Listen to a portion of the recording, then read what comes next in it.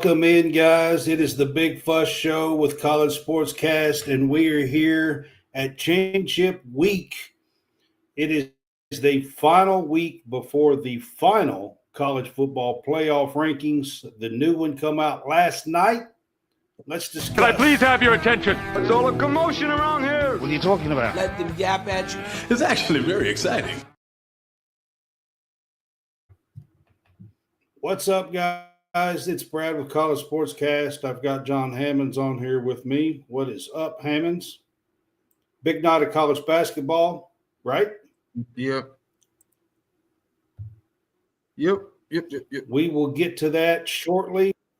We are going to start with the college football playoff stuff. We did not do last night because we watched Kentucky wind up getting beat, but we'll talk about that later as well. But that's the reason why we wasn't on last night.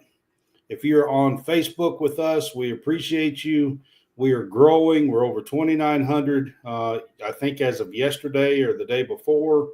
Yeah. On Facebook, our College Sportscast page, you can help support us by sending stars, or you can subscribe. It's only 99 cents a month. And if you do that, it will help us to continue to make more content for you guys. And we appreciate that. All right, John, we're going to try to run through this and talk about the college football playoff stuff tonight.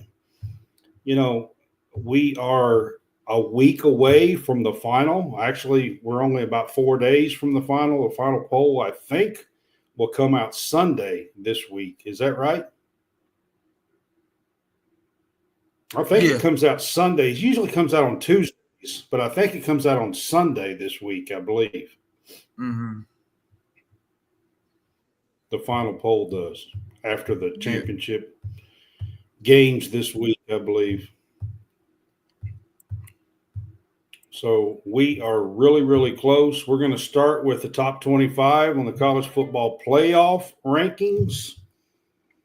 Number 25 was Memphis at 10-2 out of the American Conference. Also out of the American was Army. They're 10-1. And they are in the championship game. Army is with Tulane. 23 is Colorado out of the Big 12, 9-3, up 2 spots. 22 was Syracuse.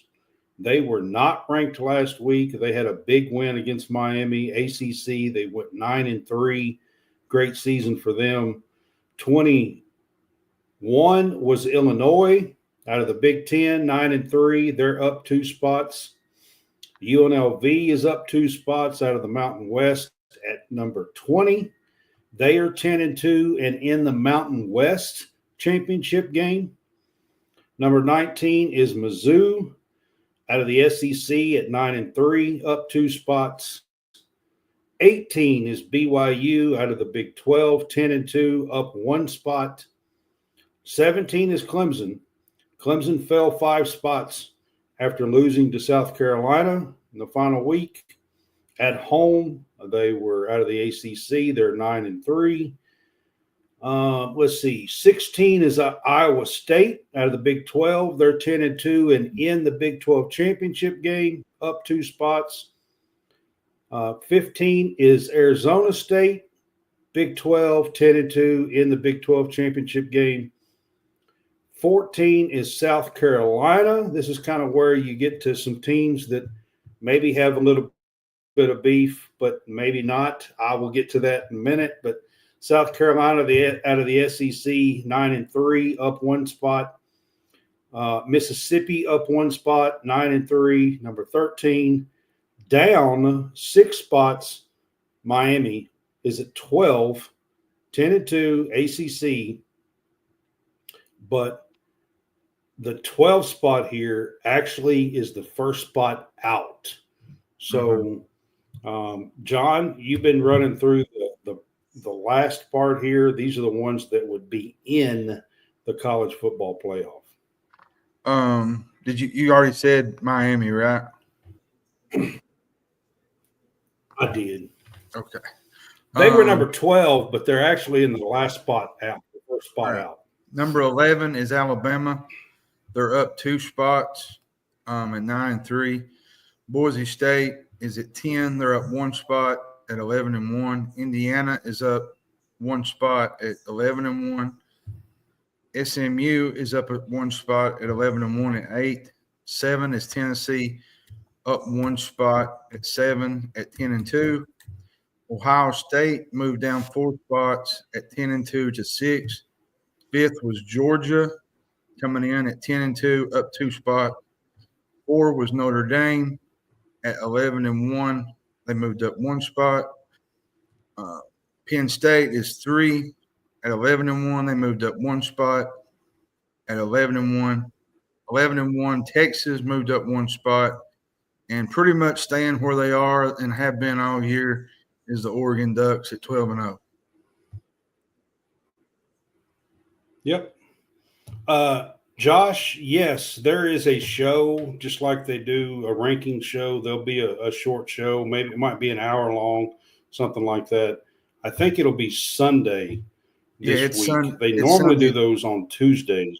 It's Sunday at 12 o'clock. At 12. All right. Mm-hmm. Yeah.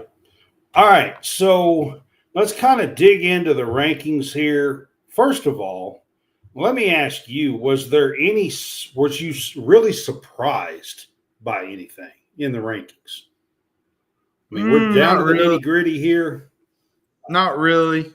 I think, the ACC type stuff struck again. SEC got the benefit of the doubt with Alabama and Ole Miss. The ACC, 2-3 weeks ago, looked like they could got 3 teams in. Now it's a devastating blow to the conference, really. Yeah, but they lost. I mean, Miami lost, Clemson lost. They did. They lost. So there's really not an argument for them. And it looks like there's going to be an ACC team missed in favor of Alabama that has, an additional loss. Last year we saw Florida State. They was 13-0. They was left out of the playoff to an Alabama team after Jordan Travis got hurt.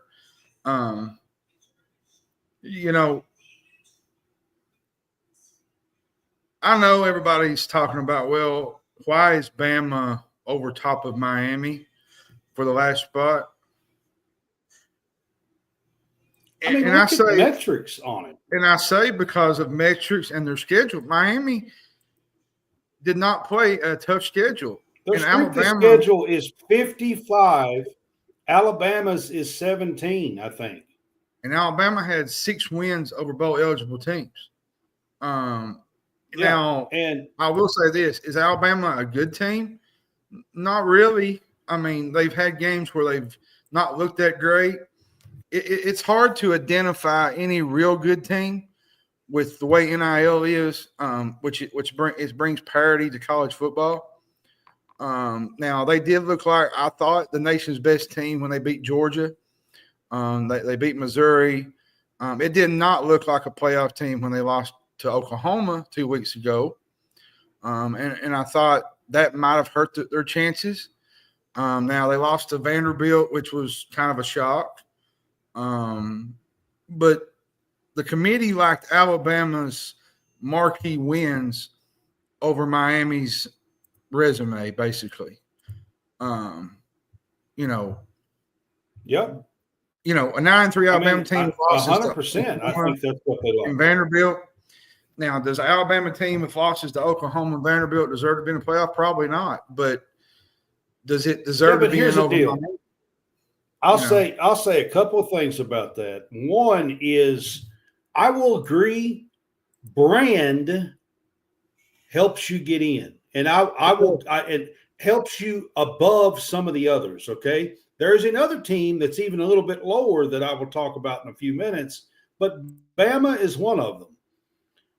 It's not necessarily. I know everybody wants to talk about SEC bias. I think it's brand bias, first of all.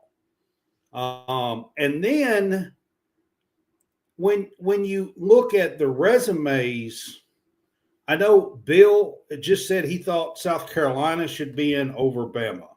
Let me start right there, because for me, that's not even a question. You can't do that.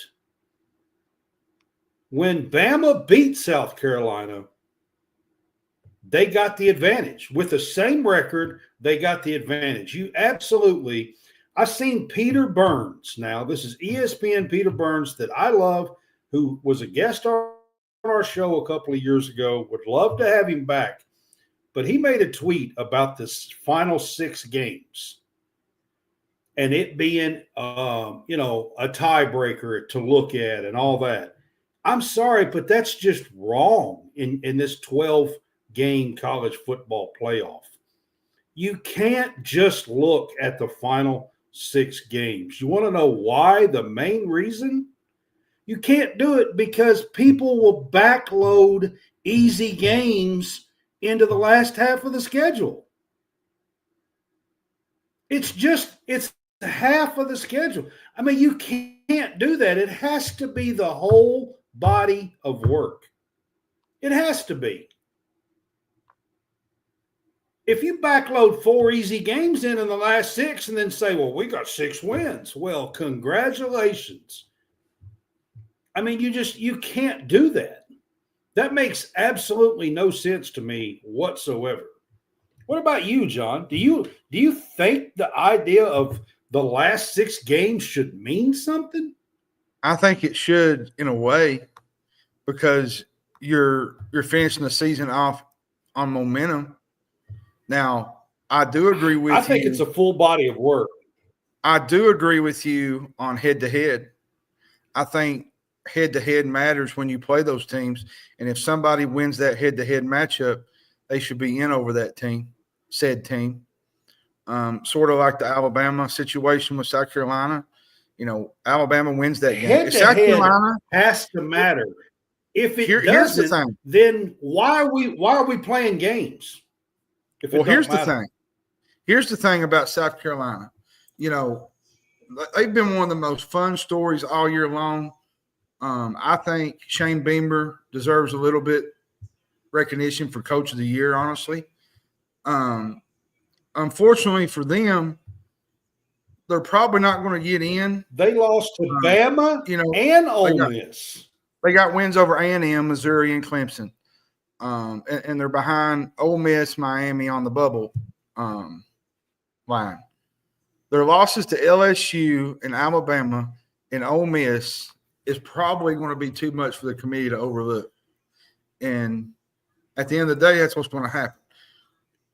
Because the reason why they're behind Bama and Ole Miss is because they have head-to-head losses against Bama and Ole Miss.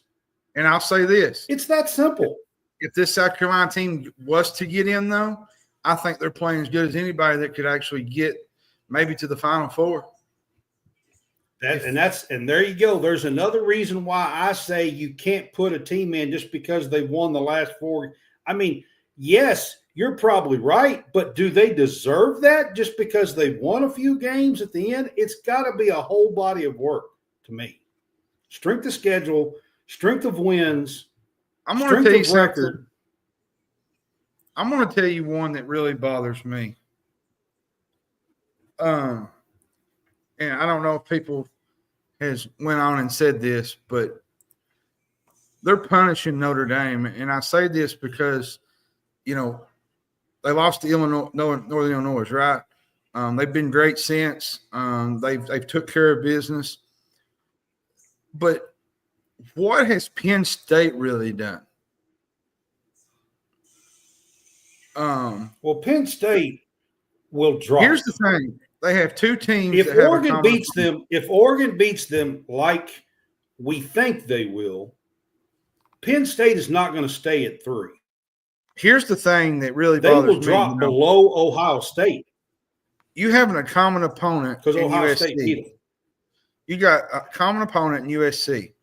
Penn State needed overtime to win that game, right? On the road. Yeah. And the Irish basically went to USC and bullied them around. Now that's true. maybe a Big Ten title game loss will force the committee to knock them out, which I think they will. But it will. They won't stay at 3. At this point, I think the Irish are a better football team than Penn State.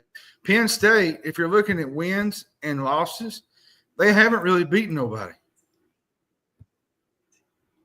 I mean, Illinois, their schedule is not great. Bill,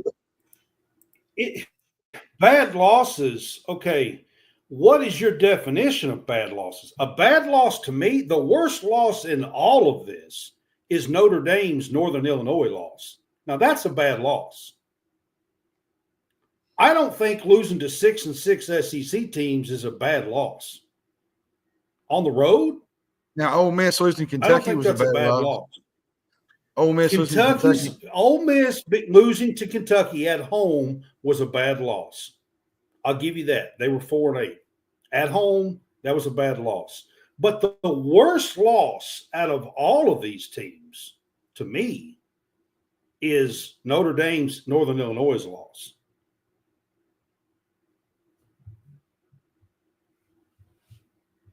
I mean, it's not even close for me. I mean, we could sit and have this argument all day, all night.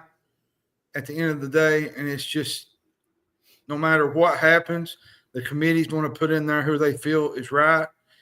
And no matter if Alabama gets in there or Miami gets in there, it's always going to be about the brand bias. There's always going to be something people are going to argue about. Well, there is another brand bias down at 17. Clemson. You look at Clemson at 9-3, and then look at BYU at 10-2, and look at their resumes. It's night and day. It's not even close. BYU has a better record, has better wins, has a tougher schedule. It's not even close. I'm going to say this. No way on the face of this earth that Clemson should be ahead of BYU. Here's something that really has me kind of stumped. There was I think it was a committee member maybe. I can't remember his last. It might have been Manuel. He was talking about the ACC and whether SMU, ranked number 9, could drop below Alabama with a loss to Clemson. And he said potentially yes. Well, I'll get it would also be. We're going to talk about hypotheticals. That would call into question the value of playing the conference championship game. If the loser gets knocked out of the field, what if Georgia? We'll get to that. What if Georgia? Okay, I promise. We'll get to that. I promise. First of all, I want to ask you about who do you think are kind of locked in, likely in, and who do you think for sure really don't even have a chance to move up? Locked in right now. Like out of the top 10, I think it's locked in is Oregon. I think Tennessee's locked in. I think Notre Dame's pretty much a lock. Now, Indiana's teetering at that 9 spot. A lot of this depends on what happens in the ACC championship. Now, if Clemson wins, you could have a mess. But I think it's only really one spot we're talking about. It's really only one spot, if you ask me. And if Boise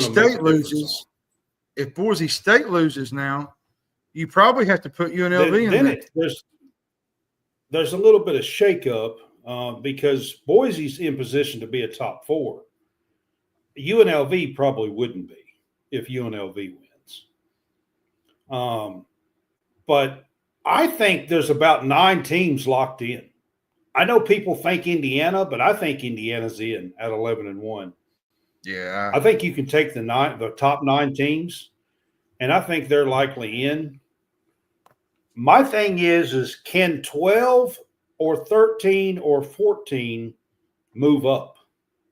Miami. And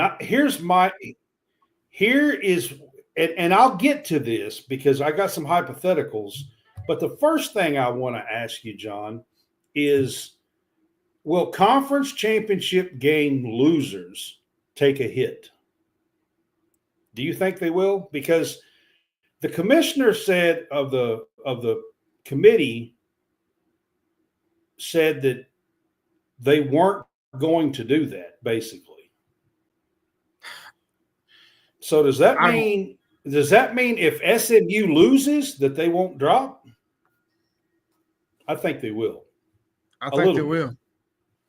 What about Georgia? You was just getting ready to talk about Georgia, okay? Hypothetical here with a loser out of the SEC. If Georgia loses to Texas, they will have 3 losses. Alabama has 3 losses. Ole Miss has 3 losses. And Alabama and Ole Miss both beat Georgia head-to-head. See, here's the thing with the hypothetical thing. Say Georgia could lose in the SEC championship to Texas, right? They'll have 3 losses, and they could possibly get in while 2-loss SMU would probably be out.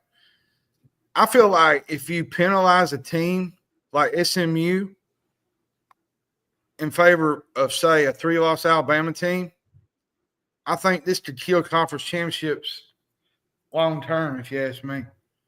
Because basically what you're doing is you're penalizing Miami the same way that you're doing SMU. And I don't think that's fair. I really don't. I don't either. I don't think the conference losers should take a big enough hit that they fall out of the top, out of contention to make it. Let's put it that way. I will say this. I will say if Penn State loses, they're not staying in the 3rd spot.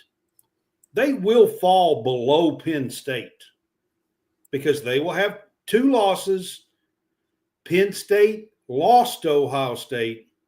I think they will fall below Ohio State if they lose to Oregon. I agree with you. Head-to-head will matter, I'm telling you. Another thing that kind of eats at me is what about the teams like Arizona State, Iowa State, and BYU? I felt like BYU got a bad end of the deal on this because, BYU got absolutely hosed in this deal, to be honest with you. Out of all the hosing, in my opinion, South Carolina is throwing a fit and Ole Miss is throwing a fit. The real team that got hosed out of all this is BYU. That's the real team that got hosed. BYU has the best resume in the Big 12. And they're not even in the Big 12 championship game. And they have the exact identical record as the other 2 teams. If I was BYU, this is why I didn't like not having divisions.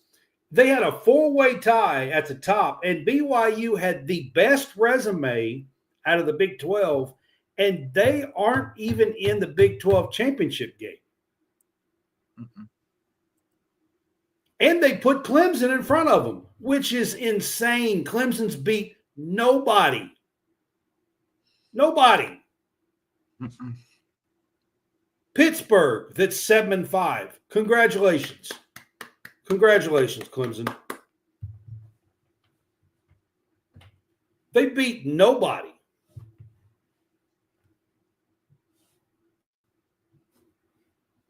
I mean, honestly, the team for me that is getting hosed is BYU. They've lost 2 very close games to Arizona State and Kansas. Beat it. They're the only school down in there in that bottom 12 through 20 that beat a top 8 team. They beat SMU.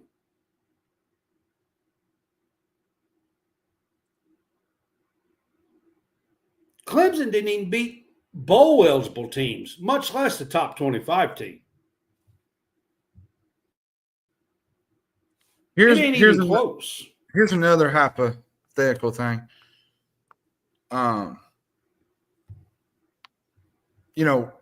Arizona State plays Iowa State Saturday.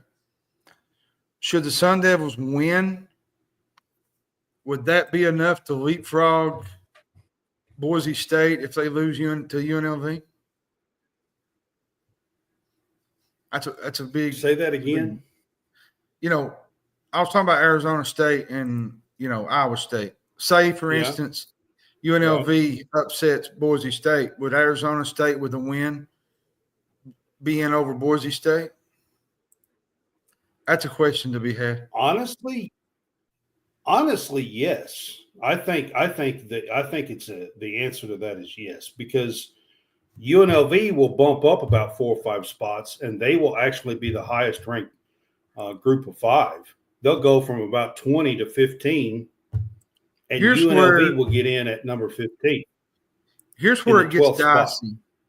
Here's where it gets dicey. Say you have SMU lose. Say you have Boise State lose. Say Georgia gets beat. Then you got the 5 team, the 8th, the 10th. All 3 go lose, right? Well, does Arizona State jump up ahead for SMU? And I guess you would put Alabama in over some of those. South Carolina's sitting at 13th, basically. No, that's the AP poll, ain't it? Yeah, Bill, I mean, honestly, all you got to do is look at their resume in the Big 12. I mean, they have a resume that's better than most of the teams that's 13, 14, 15, 16, certainly 17. I mean, their resume is the best resume in the Big 12. Period. There's no question in that.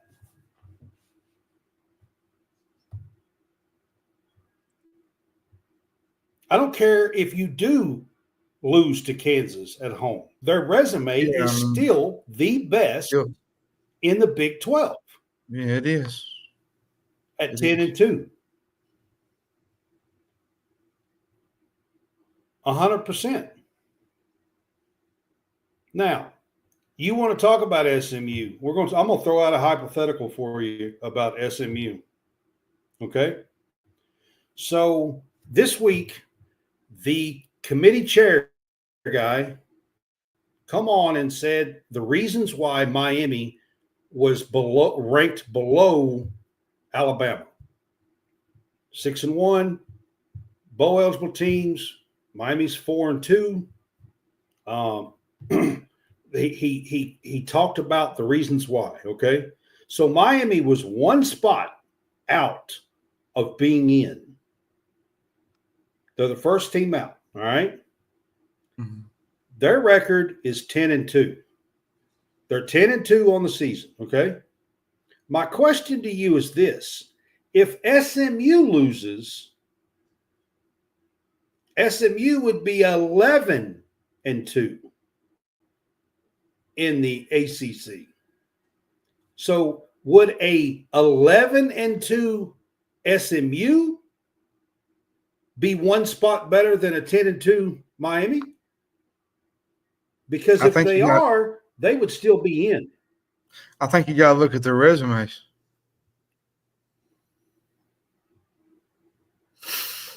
I'm just saying, if 10-2 Miami was 1 spot out, wouldn't SMU slide in front of Miami? Even if they got beat? They're 11-2. 10-2, 11-2. I'm just saying. Yeah. just throwing out some of the stuff that I have thought about. We'll know more when it comes to this. We'll know more Sunday and probably Saturday.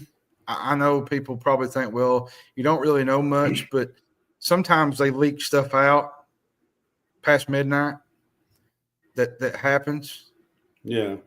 They usually every now and then that on something Saturday night and stuff. Yeah. Something usually leaks out that's going to happen. And the last game to play is the SMU Clemson game, the ACC. Yeah, it's the 8 o'clock game. Yeah. So. Yep. All right. So you want to run through the championship games? Yeah, I can do that. Do you have quick. It pulled up?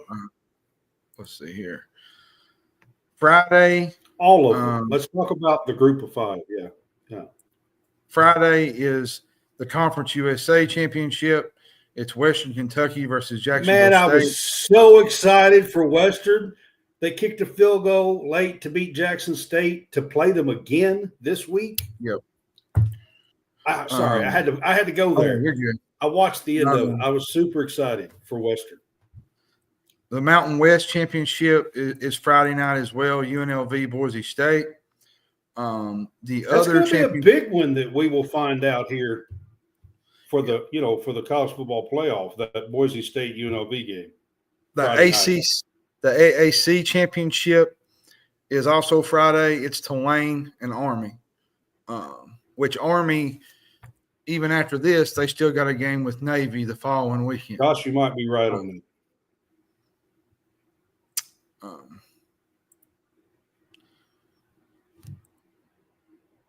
We'll talk about that a little bit later. In Army. He's asking about Stoops. I said that's something we'll talk about later in the week. Yeah, we will.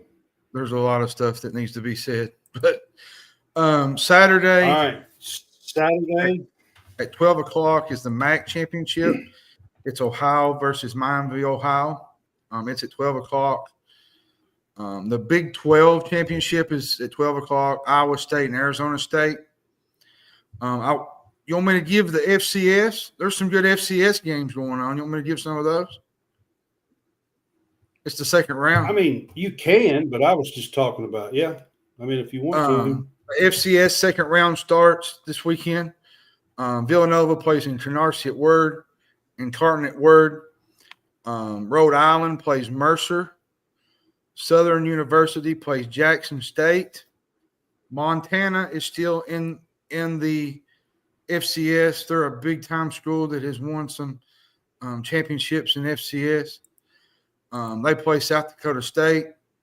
Tarleton State plays South Dakota. Tennessee Martin is still in. They play Montana State. Abilene Christian plays North Dakota State. Illinois State plays UC Davis. The SEC Championship is at 4 o'clock. Is between Georgia and Texas. Sun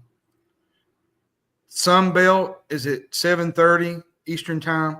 Marshall plays Louisiana Raging Cajun. Let's see here. And Clemson plays SMU in the ACC Championship at 8 o'clock. And at the same time as their games, Penn State plays Oregon in the Big Ten Championship. And I think that game's on Fox. No, that's on CBS. It's on a new channel this year. Yeah. It's CBS, yeah. And then Navy and Army. The Big Ten's playing a night game. Yeah, they always have. I can't believe it. They always have. They're on the big noon kickoff. I don't know what you're talking about every week. Yeah. And then the following week, Navy and Army play in probably the biggest game that they've played in quite a while. Both teams are really, really good this year. Should be interesting to watch with those two teams. So that's the rundown on the football games this weekend. We should know a lot more Saturday. Usually late at night on Saturday nights. They usually Friday night will start to tell us some because of Boise State and UNLV. Yeah, I think that will have a lot to do with it too. Yeah. That'll start to tell us some right there. Yeah. If Boise wins, they're in the top 10 and they're going to be a top 4 seed. if Boise wins. Yeah, they'll be in there. They'll be in there if they win. Yeah. And then you got the big slate Saturday. So. All right. Quickly, I'm going to turn to the women's college basketball. It is going on right now. The ACC SEC Challenge is going on right now with that. I do want to get to the poll real quick. In the women's, Kentucky remains at 14, but I'm going to run through. We got UCLA and UConn 1 and 2. South Carolina is 3. Texas is 4. LSU is 5. USC is 6. Maryland is 7. Duke is 8. Congrats to TCU, number 9. I think it is the first time in the top 10 ever, I believe. Notre Dame is 10. Oklahoma 11. Ohio State is 12. Kansas State 13. Kentucky women's basketball is 14. West Virginia 15. North Carolina, who Kentucky plays tomorrow night, is 16. Iowa is 17. Ole Miss 18. Alabama 19. Iowa State is at 20, down some spots there. Illinois is 21. Louisville is 22. Michigan is 23. Michigan State is 24. And Nebraska is at 25 on the women's side here. And as a note, now, there was only one women's game tonight in terms of the challenge. Oklahoma beat Louisville at Louisville. 78-72. And we got to talk about it for just a second. Louisville had a 17-point lead in this game and got beat by 6. Oklahoma's 11th. I'm not going to say they're not a good team. They are. But Louisville had a 17-point lead in this game. Their star player got a 4th foul, had to come out for a while. It hurt them. Cochran, I think is her name. Isn't that right? Yeah. John? Yeah. It is, right? She picked up 4 fouls. That hurt them. And Oklahoma with Regan Beers comes back and beats them 78-72 tonight in this game. Thursday it's a big night. win for Oklahoma. Louisville has lost 3 to ranked teams now with leads. And Thursday night, some top 25 action. You got Kentucky going up against North Carolina in Chapel Hill. That's at 5 o'clock on ESPN2. If you have the opportunity to watch this team, you're going to get to watch them live on TV for the first time probably all year. They haven't been on TV I'll put that up there. While he's talking about it, I'm going to put that up on the board there. They play number 16 at UNC tomorrow night, first road trip. Thursday night, he said the time, 5 o'clock, and it is on ESPN2. And then you have Texas, Notre Dame come on at 7. Booker for Texas is a really good player. You got Hannah Hidalgo for Notre Dame that's really, really good. This should be that's at the Purcell Pavilion in Notre Dame. That should be a fun game to watch. Number 4 versus number 10. 7 o'clock on ESPN2. You have Ole Miss going to NC State. Should be another interesting game. NC State has been ranked. Yeah. And then you have Duke and South Carolina at 9 o'clock. Probably the big game of the night. That's going to be a heck of a game. That's at the Colonial Life. Stanford, LSU. And then Alabama plays a really good California team that is 7-1. They go on the road to California to play on the road. Alabama does. And let me see. Tonight there was a few other games. I'm gonna run through a few scores here. This was tonight's games. We already talked about the Louisville and Oklahoma game, but Vanderbilt beat Miami 88-70. Virginia Tech won for the ACC, beat Georgia 70-61. Texas A&M beat Syracuse at home 57-45. Tennessee escaped a very good 8-1 Florida State game at home 79-77. And Georgia Tech surprised Mississippi State. And Mississippi State was undefeated until tonight. They lost 78-75, but this was at Georgia Tech in the SEC ACC Challenge. So for record here, there was 6 games tonight on the women's side.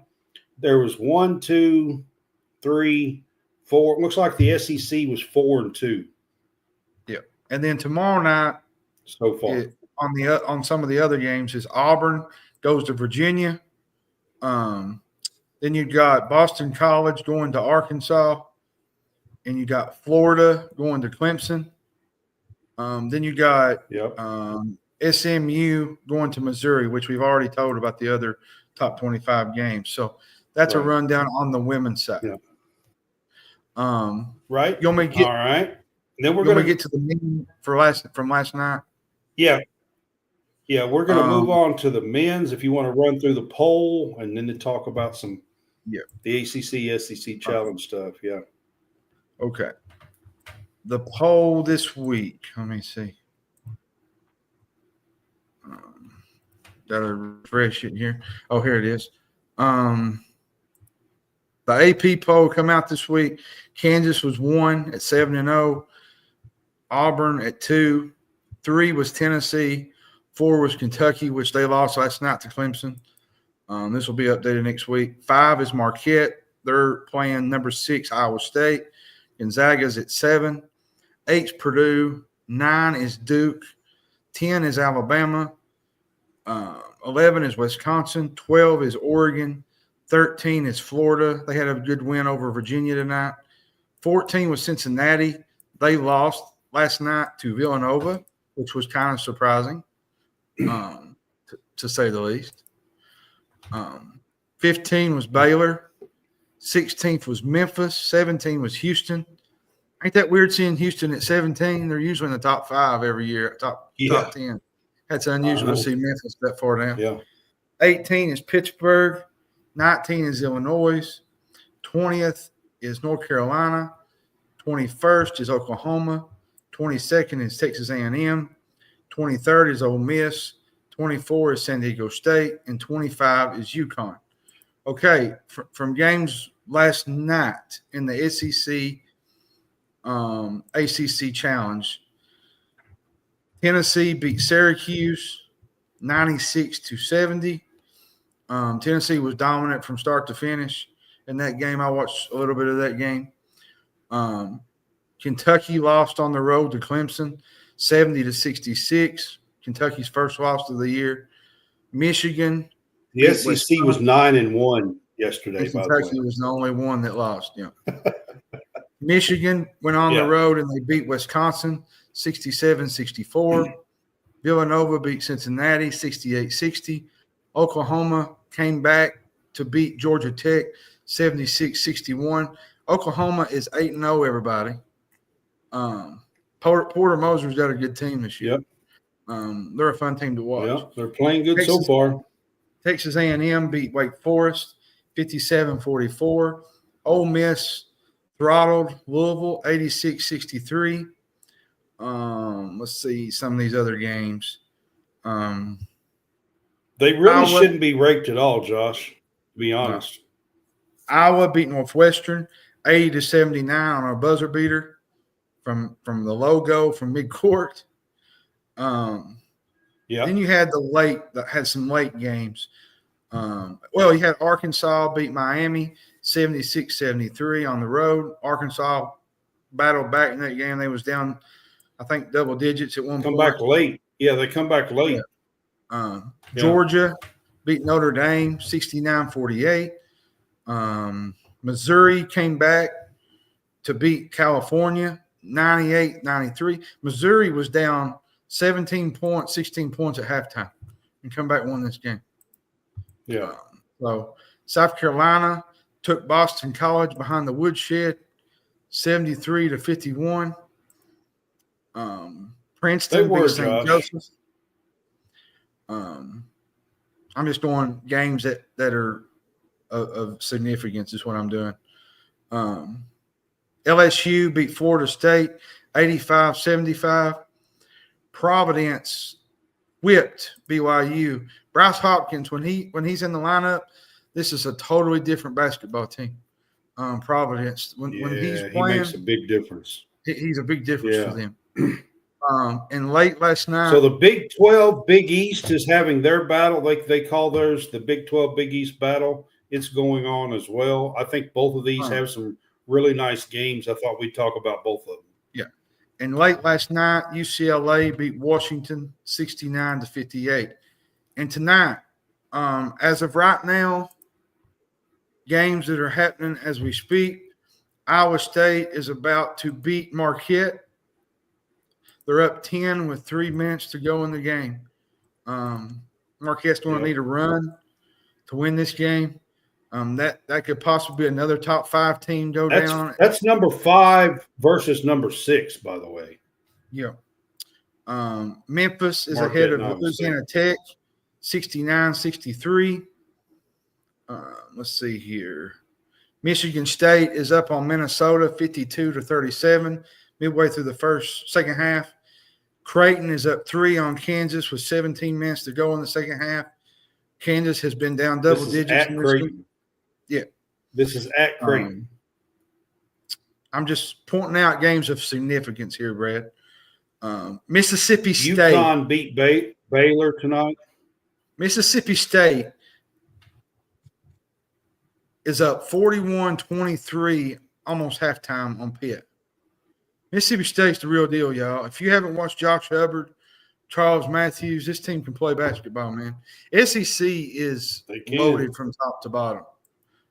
This is going to be a fun league every night. NC State leads Texas 30-28, 3 minutes to go in the first half. Vanderbilt leads Virginia Tech 30-26. That's at Virginia Tech, almost halftime. DePaul. The big game of the night. The big game of the night is Duke and Auburn. Auburn leads by 1 with 7 minutes to go in the first half. It's 22-21. And for everybody wondering about DePaul is only down 2 points with 3 minutes to go at Texas Tech. DePaul might actually have a pretty good team this year, Brad. They might actually be pretty good. They might. So, but games that went final from earlier, Alabama Mark beat McGuire, North Carolina. Adrian Dantley. I remember them when they were good. Alabama. That's a long time ago. Beat North Carolina. North Carolina's 4-4. Something's going on with that North Carolina team. They haven't looked right all year. Yeah, it's RJ called Davis. Yeah.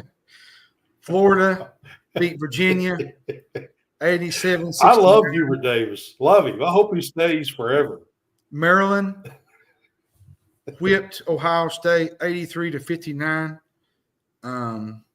Let's see here. Going down the list here. Just game, like I said, games of significance. There ain't, and that's it really. So still, there's some good games going on right now, being played right now. I'm going to watch a little bit of the Duke game when we get off here. Them and Auburn. I'm going to get off here because I want to watch some of this Duke and Auburn game as well. But before we get off here, Kentucky lost last night. I do want to point out that I made a statement on our page as a reporter. That would have been one of the first questions I asked. Why was Kobe Bria on the bench the last 10 minutes of the game? Now, people, I made a post and everybody wants to comment about stuff and that he's terrible at defense and he can't guard a fence post and blah, blah, blah, and all this other stuff. I, as a media person, think that it's important to ask some of these questions to the coach, and I put it in that manner that would be the first question I would ask, because I want to hear his response on why. Because here's the deal. Andrew Carr got beat 3 or 4 straight trips down the floor. He kept him in the game on defense. There were other players that was getting beat on defense. You're down late in a game. You're struggling to score. You all game long. You have 50-some points, 60 points with 2 or 3 minutes to go. and you're struggling to score all night, and you have college basketball's best three-point shooter sitting on the bench for 10 minutes. Well, I think that's a legit question to ask Coach. I do. And here's a couple other things that I noticed last night. Ainsley Almanor didn't have his best night. He's still done some good things. No. The thing about Kobe Bryant was not good at all. He was not. And that's unusual for him to struggle this early. He's been in college for quite a while, and he's a veteran. And he was a light out shooter last year at West Virginia, and kind of shocks me that he's been playing like that. Another thing that really got me with Kobe Bryant was that he couldn't find a lot of space to shoot the three ball in this game, which I think hurt them. Clemson put a lot of D on them. Yeah, but part of that's ball movement. You whip the ball around with ball movement. Here's the thing that really offense, part of that's ball movement. Here's the real thing that really bothers me going forward. And everybody points out at certain things with Kentucky, and they only had 7 bench points, Brad, compared to Clemson's 15, okay? If Kentucky is not able to get any production from the bench, it's going to be a problem all year long. They're going to have to get some production from Kobe Bryant, Kerr Krissa, Ainsley Almanor. Yep. They're going to have to get those guys involved and get them going. I think this is a wake-up call game, sort of. And I told people this. You're going up against Clemson this week on the road. You're going to Gonzaga. Not really going to Gonzaga. You're going out west to a neutral site game, Pledge Arena. But still, it's going to be a home crowd for Gonzaga. Which is in the same city as Gonzaga. Which is going to be a home crowd for Gonzaga. So, at the end of the day, I said it last night. They just out-toughed them. Shefflin just out-muscled them under the goal. They pushed them around. They got physical with them, and they just couldn't bounce. They couldn't fight back. And I think, at the end of the day, there's going to have to be some grit that Kentucky's going to have to get. And that wasn't a winning formula to win last night. It was a really physical game. It was their bigs were after them every single play. It felt like every play they seemed like a foul was called or something. Kentucky had, I think, 12 turnovers. The greatest indicator of this whole game was they let Clemson dictate the pace of play. I thought that hurt Kentucky. They let Clemson play their kind of game, and that hurt the Cats. So, absolutely. But I think missing shots caused us to let them. If we would have been hitting some shots early on and scoring some points, but when you start missing and you shoot 31%, in the first half, and you can't hit shots, it really makes your offense stale. I mean, that's part of it. So, and that's the thing. Hitting shots is going to be a big key. And that's the thing I like about Pope. He mentioned something last night. He said, we have a lot of resolve. We got, togetherness. Just going to have to trust how to play offensively and defensively. I thought that was good of him to mention that last night. Because, listen, you can't let this linger over, because it'll be double Sunday afternoon when you lose to Gonzaga too. You'll be 7-2 possibly going into Christmas. And listen, I like this Clemson team, but I think Gonzaga is a much better team than Clemson. They are. This is going to be an even tougher game, if you ask me. And I expect us to shoot better. I expect us to play a lot better this weekend. I will say this. I think going on the road is tough to any place. SEC is going to be brutal. All these games in the SEC is going to be tough. But I've always said going into road games, you don't have a lot against you. You do have a lot against you. You don't get certain calls. You got the fans against you. You get in a scoring drought and you can't shoot, and the other team has got momentum, and you feel like you're trying to fight from behind the whole time. Like, there's a lot that goes on in road games that, and with this team, the way Pope threw it together in a month, we are what we are, Brad. And we're going to have to go through some tough times. Well, we're going to be, there's going to be some games where we struggle. And I got you. But I do have just a couple of things real quick here that I want to throw out about this team. I know that we rised up to number 4 before the loss last night, which is fantastic. I love the 7-0 start. I love beating Duke. But there's a few concerns here with this team that I have. Now, I'm not fully on board and saying that this is going to be, the wrecking ball or nothing. I'm not saying that, but I think there's some concerns here with this team when shots are not falling. I think we've played enough ball 8 games in now that you can kind of see that we really don't have go-to players all that much. I think Williams looks like probably the best post player that we have that we could go to and maybe get a bucket down low. That's something I kind of want to bring up just real quick about Williams. I'm not a big fan of him up top at the key playing the offense through Amari Williams. I don't like that. Well, now that's Pope's offense. That's what he does with the big guys. I mean, that's not going to change, I don't think. I'm just not a huge fan of it. I mean, Carr could do it there as well, but I kind of think Williams is a better ball handler than Carr is. But I think Carr is a better overall player than Williams is. Carr's a better shooter than Williams in that spot. So if you back off of him or come around a screen, Carr could shoot the ball better. I'll say this real quick, Brad, about Gonzaga Saturday. And, shooting, whatnot. This team reminds me a lot of Alabama last year.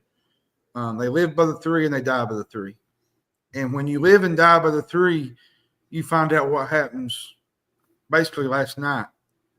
You shoot, 30%? You're pretty much going to lose a game on the road. You're going to have to make a couple shots to win. 7 of 27 from the three-point line. You're going to have to make some shots. So I say this to say this about Gonzaga. You make shots in a neutral site Saturday, you get back into your rhythm and you hit some shots, in which I think the pace of play will be better because Gonzaga plays the kind of pace Kentucky likes. They like to kind of run. They like to run. Yeah, that's true. They like to play that kind of style. If you win this game Saturday, the Clemson loss will be a moot point. The fans will be over it real quick. Well, we're on track. If we can beat Duke and Gonzaga and be 9-1 after 10 games, and we're in good shape. You basically beat Gonzaga. Tuesday's kind of malfunction stuff kind of goes out the window for a few days, and the fans kind of get over that loss a little bit. But you lose this kind of game Saturday, and you're going down like we're at 4. We're going to drop a little bit, but if we can beat Gonzaga, it's probably not going to be too bad. We're going to drop to like 7 or 8 or 8 or 9 like that. But if we lose to Gonzaga, you're probably going to drop to 17 or 18. That's just I figured you're going to drop around 18, 19, somewhere around there. See, here's the problem you have. Here's the problem you have if you lose to Gonzaga. You drop like a rock. You're probably going to have fans jumping ship, people saying the fire of the Pope. It's always going to be something with this fan base. But you got to trust the process because this is his first year. We knew that this was – I'm even shocked we're at number 4, to be honest. After a month of him getting a roster together, they've exceeded my expectations, to be honest. So far. I didn't expect him to be number 4 in December. Now, Did I expect him to be probably 19th, 20th in December? Yes, but not number 4 in the country. No. We've exceeded our expectations for what I thought we was going to do. And, sometimes you're going to have hits, bumps in the roads. Sometimes you're going to hit, train tracks and you're going to get off the track.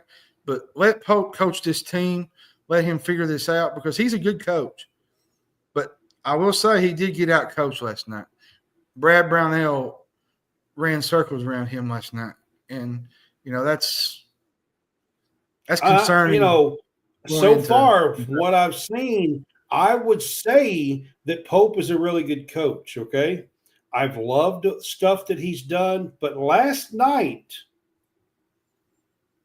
I wasn't real happy with the way the end of that went. Now, I think he could have done a better job. I'm hoping that he learned a little bit of something there towards the end of that game. Colin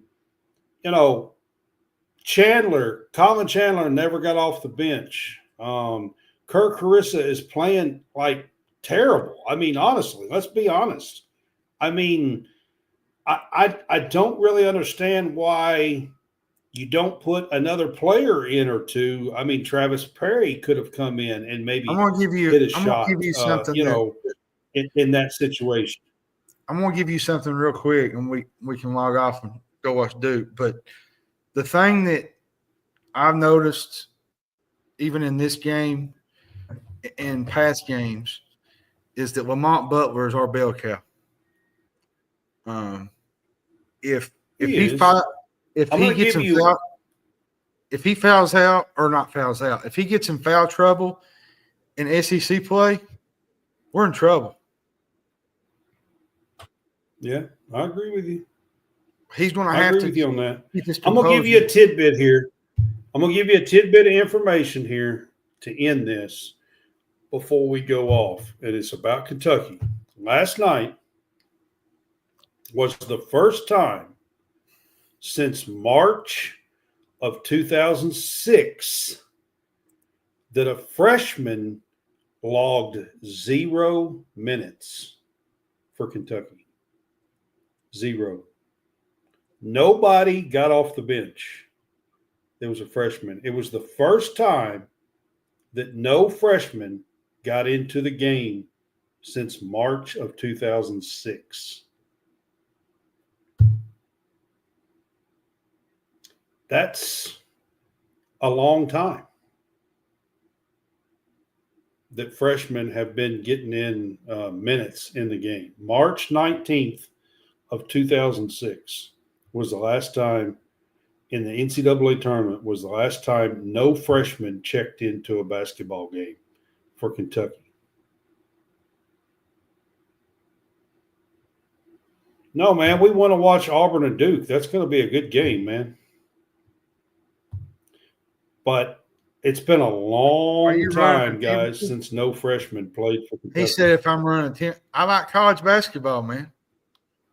I watch all teams, man. Yeah, I want to watch it too. So, yeah.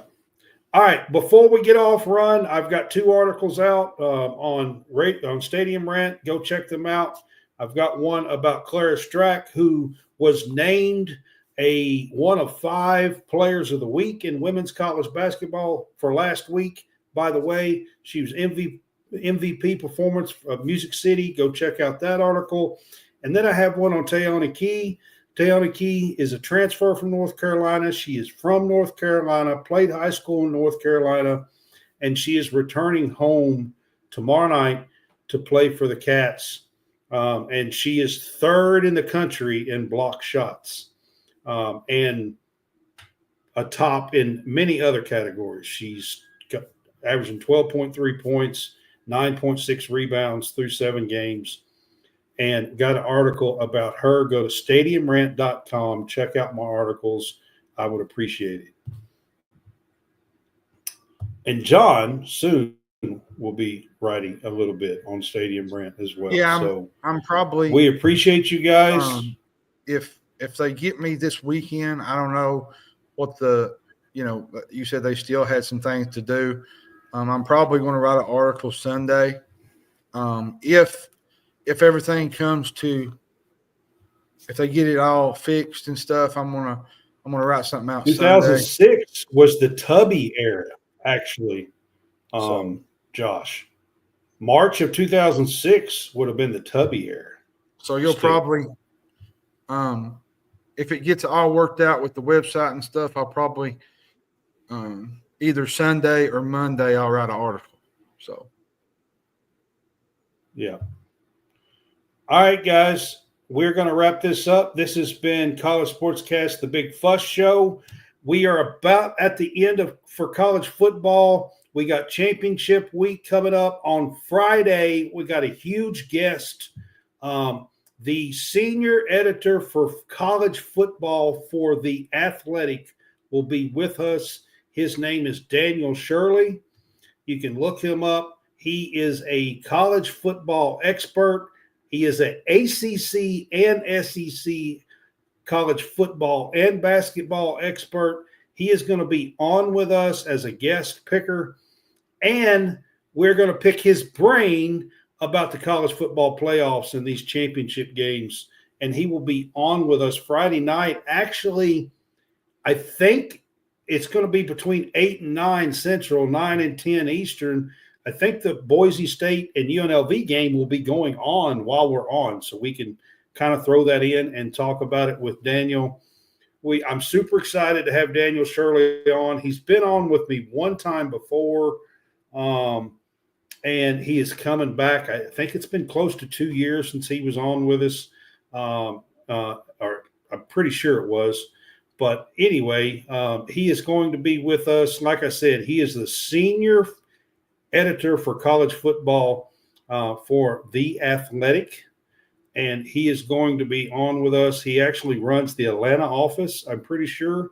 He lives in Georgia. He is from South Carolina. He went to Clemson, so he knows all about the ACC and the SEC, and does all kinds of stuff with college football. Again, his name is Daniel Shirley. He will be with us Friday night,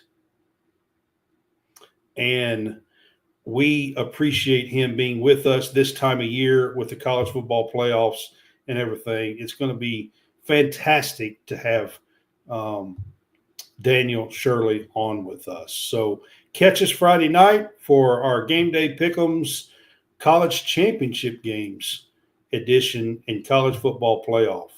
So we will see you Friday night at 8 Central and 9 Eastern. Y'all have a good night. Have a good one. Can I please have your attention? It's all a commotion around here. What are you talking about? Let them yap at you. It's actually very exciting.